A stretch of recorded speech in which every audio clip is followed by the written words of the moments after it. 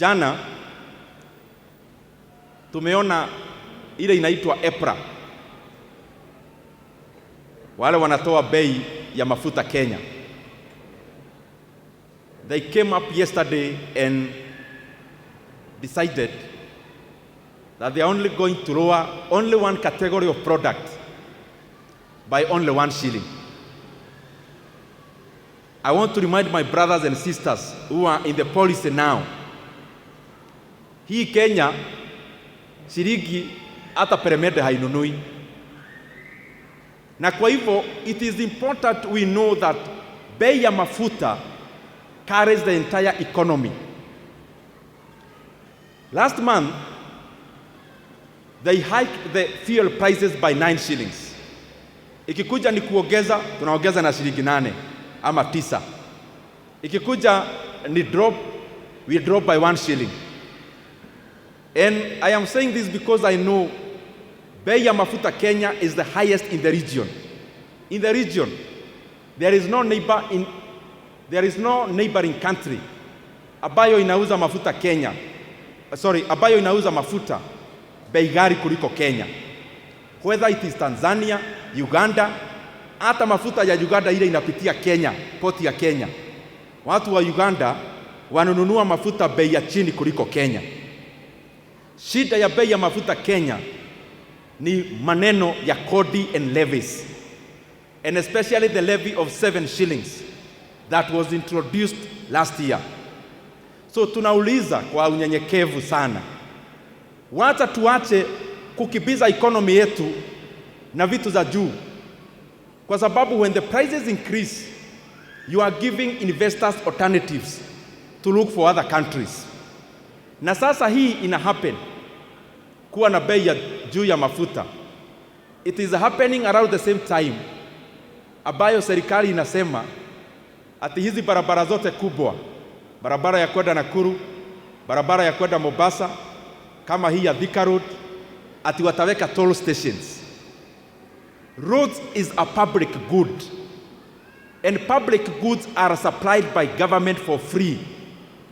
So I want to ask those who are doing these mechanisms like PPP and tolling of roads.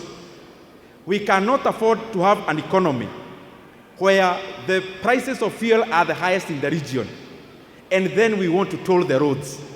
That will make Kenya a very uncompetitive economy, and it will lower the ease of doing business when it comes to Kenya.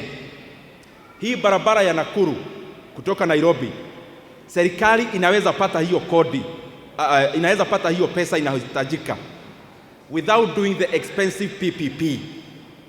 Watu wa Nakuru ambao wanaenda mpaka Eldoret, wengine wanaenda the western part of Kenya including Nyanza, wanafaa wajengewe barabara from Pararironi all the way to be dulled without making them pay to use that road in the name of toll. Because you cannot install a toll on a corridor road like the one coming from Mombasa going to Malamba. Any section of that road must not be tolled, because when you do that, you are increasing the cost of doing business and you are moving investments out of our economy. Na hayo mengi, asanteni sana. May God bless you. I wish you all the best. There are things we must constantly do as leaders kuimprove elimu ya Wakenya. Na kwa sababu hapa tuko college, naonanga hata kwa budget ya nchi huwa tunapea support private universities where there are students sponsored by government. Maybe it is a high time the ministry concerned of higher education na pia department ya TVET, it is the high time they also start giving sponsorship to private students in private universities.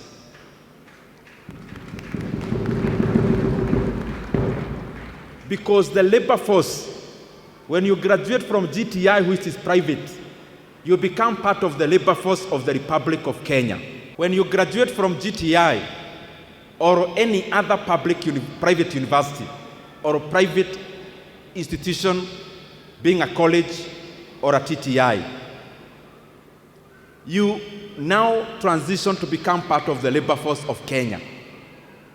And therefore, the sponsorship that we continue to give even the public colleges, even the private colleges, what they do is to refine the labor force of Kenya, and therefore they deserve the same kind of support. In the last few weeks, tumeona mtu mmoja wa serikali anasema kuna free basic education. Mwingine anatokea anasema, oh, we can't afford. And ultimately they said, we want to support. Tunauliza ministry husika ya elimu and the National Treasury. Free basic education is not a privilege. Free basic education is a right for all school-going children in Kenya.